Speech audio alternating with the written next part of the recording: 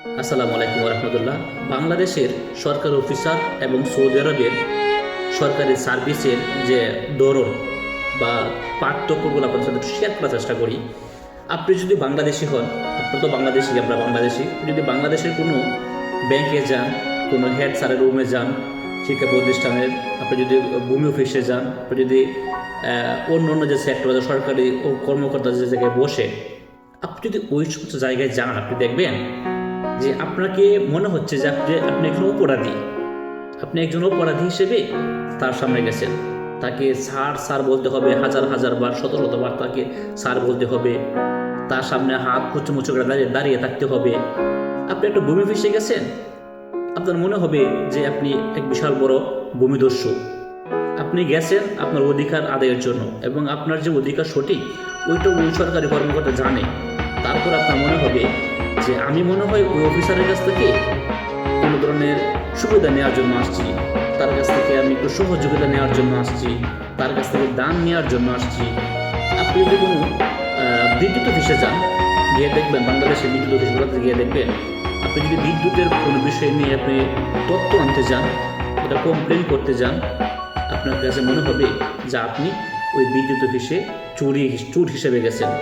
আপনি থানায় যান, থানায় গিয়ে যদি আপনি লিগেলি সঠিক কোনো তথ্য আনতে যান, সঠিক কোনো কাজের জন্য যান, আপনাকে হয়রানি করছে কেউ, আপনি গেছেন তার বিরুদ্ধে নালিশ করার জন্য, আপনার কাছে থানার অফিসারের সামনে আপনাকে মনে হবে যে আপনি মনে হয় ডাকাত, আপনি মনে হয় সন্ত্রাস, আপনি মনে হয় মার্ডার করে আসছেন।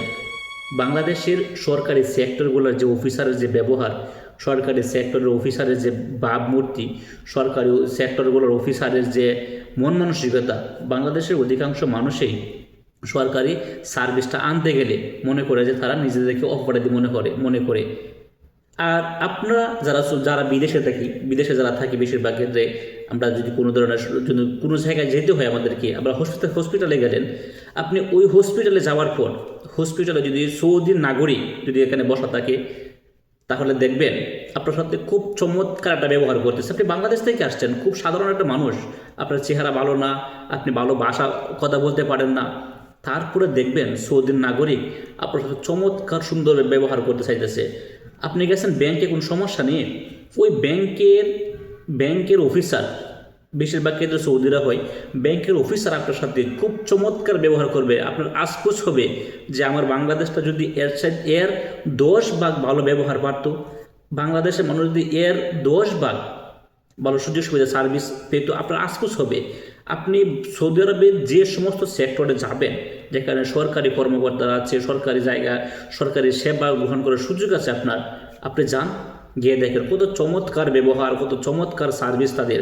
আপনি গেছেন একটা সুপার শপে, ওই সুপার শপে যাওয়ার পর আপনার সিরিয়াল আগে, আপনি আগে পেমেন্টটা দিবেন, আপনার পিছনে দাঁড়িয়ে থাকবে একজন সৌদি নাগরিক, আপনার পিছনে দাঁড়িয়ে থাকবে অন্য দেশের নাগরিক, আপনাকে ডিঙিয়ে যাওয়ার চেষ্টা করবে না, আপনাকে পিছনে ফেলার চেষ্টা করবে না সৌদি নাগরিক বা অন্য দেশের নাগরিক। আপনি বাংলাদেশ থেকে আসছেন, কোনো সমস্যা নেই, আপনার সিরিয়াল আগে, আপনি আগেই যাবেন।